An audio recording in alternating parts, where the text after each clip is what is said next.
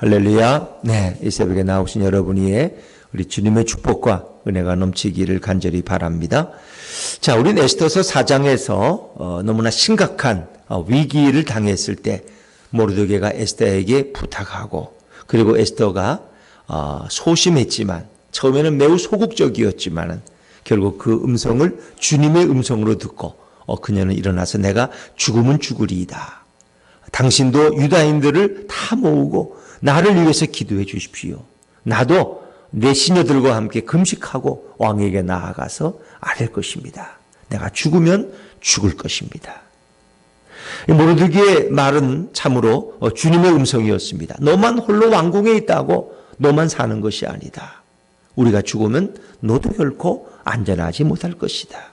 유다인들은 하나님께서 다른 데로부터 구원의 길을 주시지만 너와 너의 집은 완전히 망할 것이다. 너가 이렇게 왕비와 왕후의 자리를 얻은 것이 바로 이 위기의 때에 하나님이 너를 사용하려고 너를 세우신 것 아니냐 하는 이 말에 그는 주님의 음성으로 알고 에스더는 순종하게 됩니다. 오늘 5장의 말씀에서는 이제 이 모든 상황이 변합니다. 1장부터 4장까지는 어찌 보면 매우 절망적인 상황이 지속됐지만 이제 5장부터 마지막 장까지는 희망의 소식이 전해집니다. 뭔가 대세가 기울어지기 시작합니다. 뭔가 변화가 일어나기 시작합니다. 우리가 하는 모든 일들이 그래요. 당장 어떻게 되는 게 아니에요. 여러분 여리고성이 하루에 한 바퀴씩 7일 동안 돌으라 그래서 하루 한 바퀴 돌고 나면 금이 좀 가고, 둘째 날 돌고 나니까 벽돌이 몇 장 떨어져고, 셋째 날 돌고 나니까 저쪽 동문 벽이 무너졌고, 이러면 얼마나 쉬워요. 여러분이 하루 기도하니까 뭔가 응답이 왔어. 벌써 둘째 날 기도하니까 벌써 다 이루어진 것 같아. 이러면 누가 새벽 기도 안 하고 누가 금식 기도 안 하겠어. 근데 그렇지 않다. 하나님의 역사는 우리로 하여금 때로 기다리게 하는 거예요. 하나님의 때가 충만할 때까지, 하나님의 시간이 될 때까지, 인간의 시간에 맞추는 게 아니라 하나님의 시간에 맞춘다는 거예요. 제3일에 어떤 일이 일어났을까? 자, 우리 5장 1절 말씀을 다시 한번 읽어보죠. 5장 1절입니다. 시작. 제3일에 에스더가 왕후의 예복을 입고 왕궁 안뜰 곧 어전 맞은편에 서니 왕이 어전에서 전문을 대하여 왕자에 앉았다가, 오늘 5장 1절을 시작을 제3일에 하면 뭐가 부터 생각나요? 그렇죠. 예수님의 부활이. 그렇게 어린아이같이 대답을 해야 정답을 맞출 수 있어요. 여러분처럼 많이 고민하고 이러면 정답을 못 맞춰. 신앙은 어찌보면 단순한 거야. 근데 우리 너무 많은 생각이 많아요. 제3일에 하나님이 죽은 자 가운데서 예수님을 일으키셔서 우리의 영원한 구주와 생명이 되게 하신 줄로 믿습니다. 그래서 성경은 제3일이라는 말을 많이 써요. 아브라함이 아들 이삭을 데리고 갈 때도 3일째 되는 날 3일 동안 걸어가서 이렇게 모리아 산에 아들을 바치는 일. 성경은 제3일이라는 말이 나와요.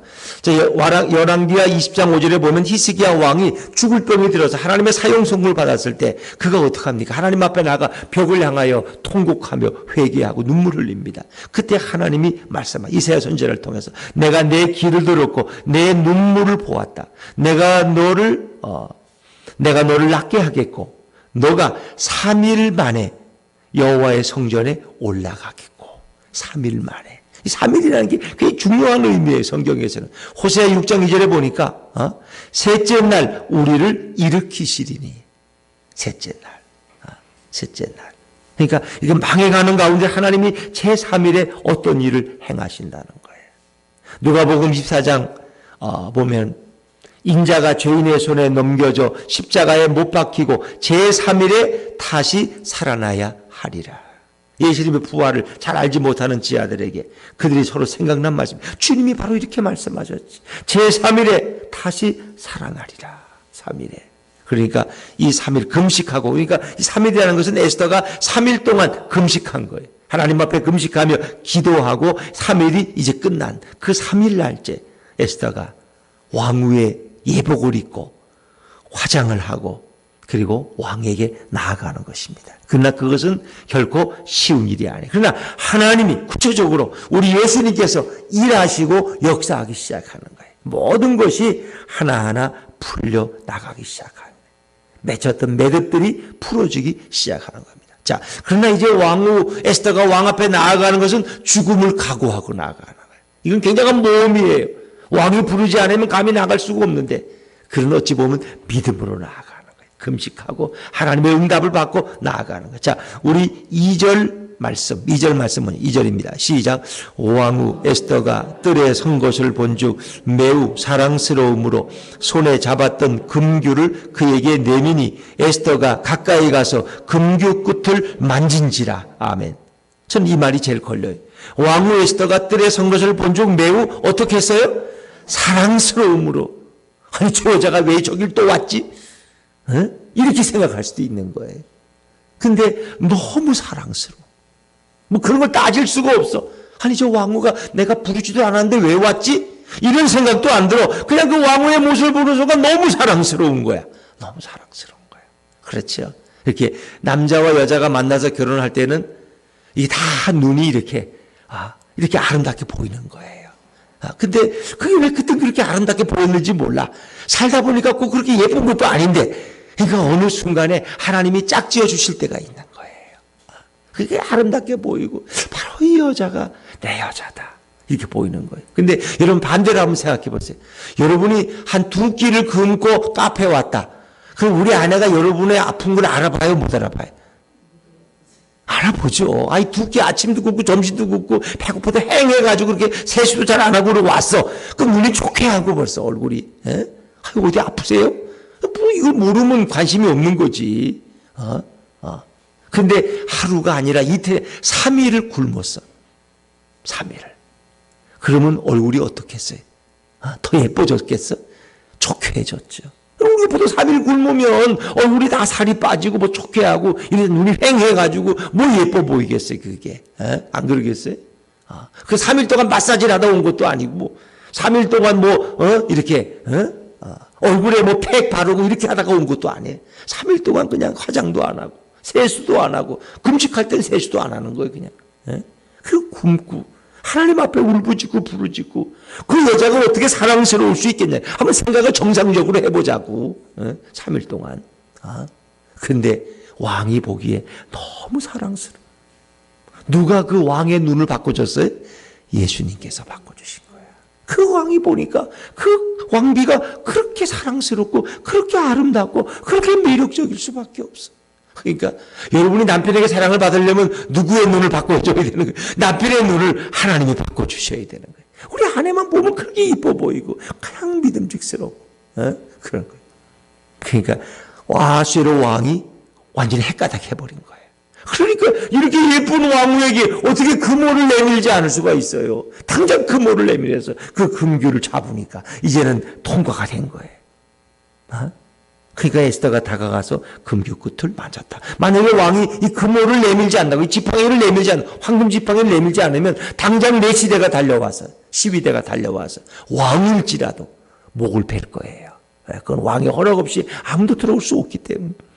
그러나 하나님께서 이미 일하시고 역사하셔서 아수에로 왕이 마음이 활짝 열리고 30일 동안 보지 못했는데, 아니 결혼한 지 5년이 지났으니까 이제는 예뻤던 그런 시절이 아니야. 이제는 첫사랑은 다 식었어. 30일 동안 오죽해서 한번 찾지도 않았어. 그런데도 그 순간 보니까 그렇게 사랑스럽더라. 결국은 통과했어요. 그랬더니 왕이 이제 에스더가 너무 사랑스러우니까 뭐든지 말하라. 자, 3절입니다. 3절 시작.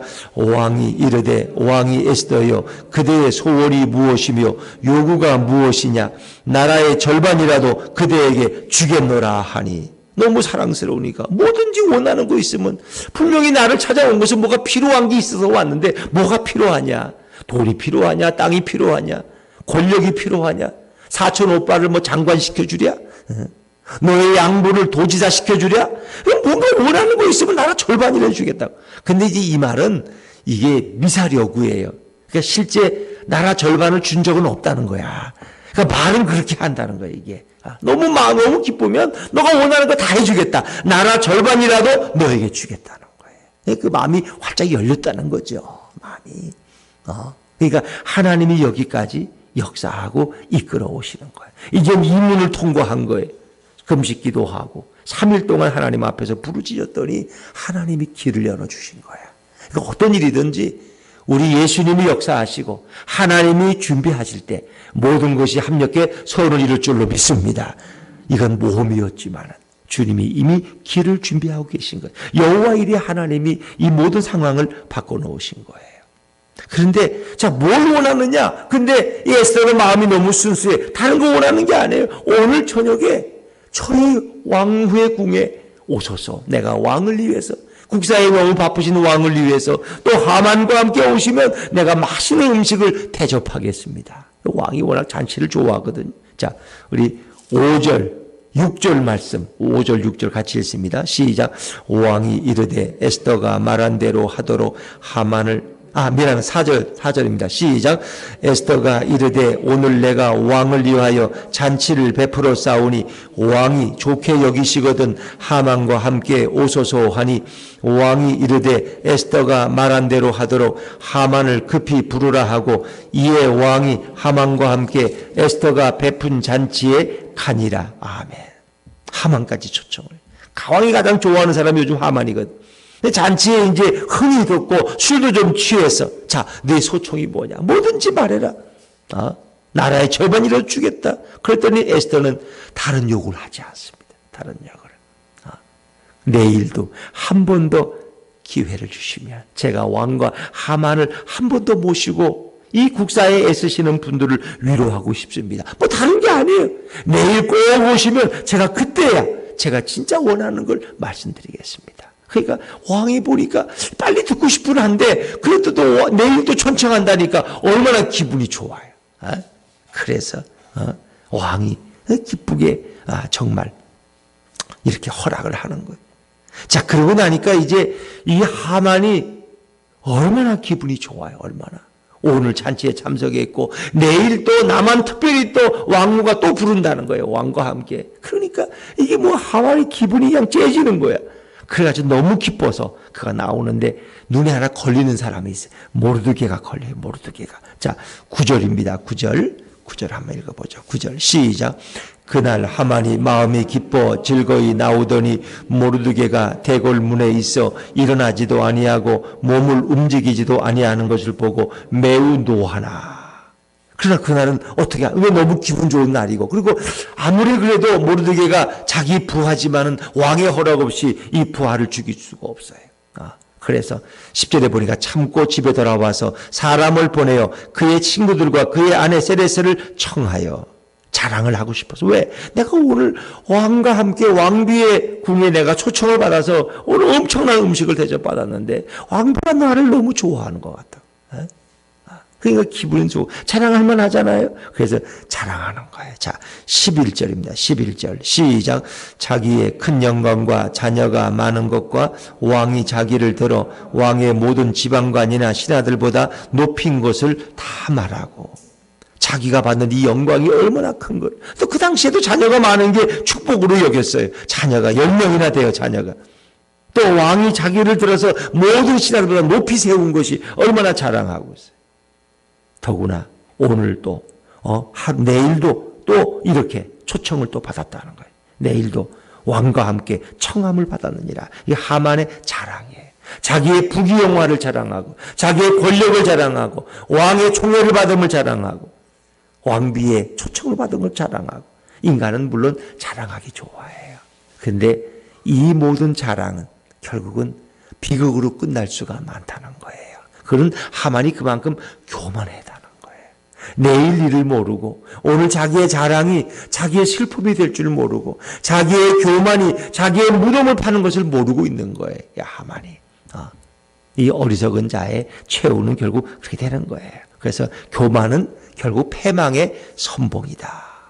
그러나 겸손은 하나님의 은혜를 입는 길이다 하는 거예요. 그랬더니 그 모르드게 지금 너무 그렇게 할 거 없다는 거예요.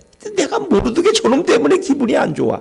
내가 모든 게 다 좋은데 저 유대인 저 모르드게 저놈이 눈에 안 보여야 돼. 저 11개월을 어떻게 기다려?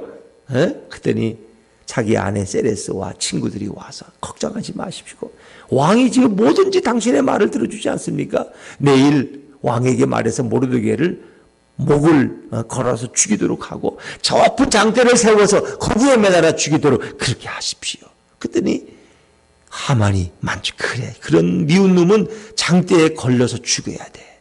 그래서 높은 장대를 세우는데 그 장대의 높이가 50규빗이 된다는 거예요. 자, 우리 13절, 14절 같이 읽죠. 시작. 그러나 유다 사람 모르드게가 대궐문에 앉은 것을 보는 동안에는 이 모든 일이 만족하지 아니하도다 하니 그의 아내 세레스와 모든 친구들이 이르되 높이가 50규빗 되는 나무를 세우고 내일 왕에게 모르드게를 그 나무에 매달기를 구하고 왕과 함께 즐거이 잔치에 가소서 하니 하만이 그 말을 좋게 여기고 명령하여 나무를 세우니라. 아멘. 모르드게를 달려고 세운 나무에 결국 자기가 매달릴 줄 어떻게 알았겠어요? 우리가 자충수다, 또 자살골이다, 뭐 그렇게 말합니다. 악인은 악을 꾸미고 그렇게 하지만 하나님은 그것을 바꿔서 자기의 무덤이 되게 하신다는 거예요. 그러니까 참 하나님의 역사는 우리가 생각하지 못하는 것들을 이미 다 준비하고 계시는, 그가 3일 동안 금식하고 기도했더니 하나님이 에스더에게 지혜를 주신 거예요.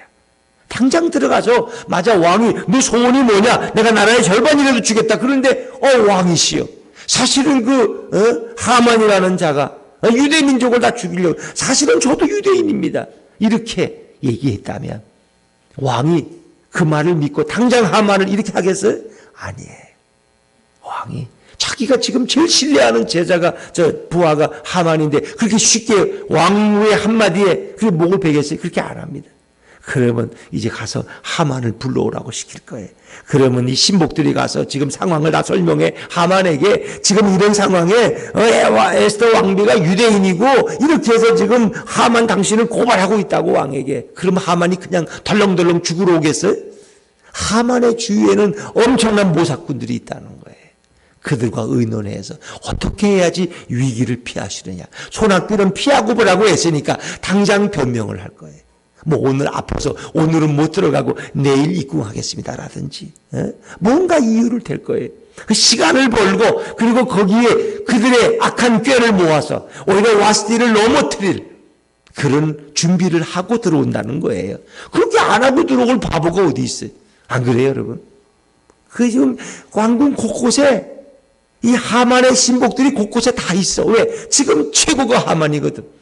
하만에게 밑보이면 어떻게 될지 몰라. 출세하려면 하만에게 보여야 되죠. 하만에게. 이런 상황에 뭐 우리나라 정치인들은 안 그러겠어요? 대통령 가까이 가려면 어떤 일이든 못 하겠어요, 여러분. 안 그러겠습니까? 그러니까 그런 게 하나님이 다 에스더에게 지혜를 주시는 거예요. 지금 말하지 말으라는 거예요. 한 번 더 기회를 갖자는 거예요. 더 기다리라는 거예요. 오늘 잔치에 초청받아서 말하지 말고 다시 내일 잔치를 또 준비해서 다시 하만과 왕을 부르라는 거예요. 그들의 긴장이 풀렸을 때, 너무나 좋아할 때 하나님이 상황을 만들어 주겠다는 거예요. 참 이게 하나님의 역사는 인간의 생각을 초월한다. 이게 여러분, 느헤미야도 그렇잖아요. 자기 예루살렘 성이 황폐되고 성문은 불타고 너무 참혹한 얘기를 듣고 눈물을 흘리며 그런 금식했는데 왕에게 말할 기회가 됐을 때 그냥 말하는 게 아니잖아요. 하나님 앞에 잠시 묵도하고 잠시 기도하고 그리고 왕에게 말하죠. 너 안색이 왜 저러냐? 어디 아프냐? 예, 사실은 저희 고국의 예루살렘이 이렇게 됐다는 소문을 듣고 제가 너무 마음이 아파서 음식을 먹을 수가 없습니다. 그 왕이 그 순간에 마음이 감동돼서 내가 너를 위해 뭘 해줄까? 원하는 곳에서 말만 해. 총독을 임명하랴? 그래서 그런 느헤미야는 총독으로 임명을 받고 모든 제목들을 가지고 필요한 군사와 경비들을 대동하고 총독으로 와서 그 모든 일을 진행하잖아요.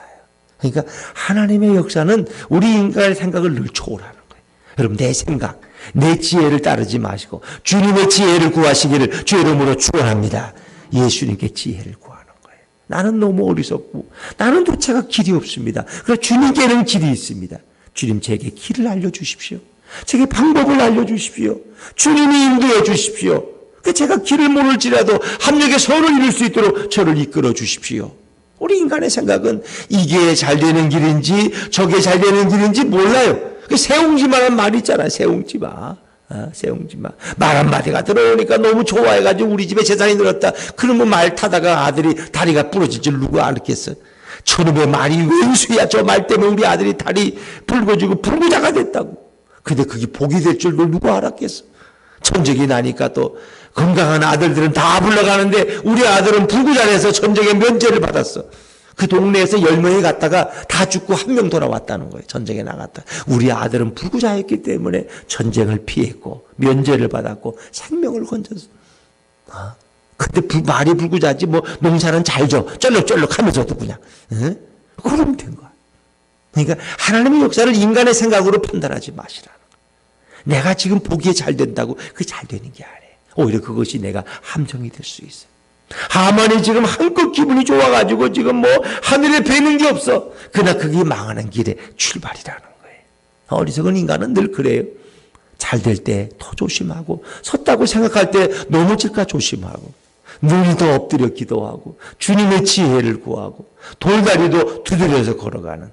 그러나 주님이 도에 가신다면 담대하게 걸어갈 수 있는 거예요. 왜? 주님이 함께 하시는데 주님이 지키시는데 주님이 말씀하셨는데 그렇거든요. 오늘 에스더는 제3일에 모든 상황이 변해가는 것을 경험하고 주님의 역사를 경험하게 됩니다. 그리고 이제 상황은 날마다 변해가는데 이제 오늘 또 이렇게 하만과 모르드의 상황 속에서 어떻게 하나님이 이것을 이끌어 가시는지 하나님의 놀라운 역사는 또 내일 아침에 또 들어보도록 하겠습니다. 기도하겠습니다.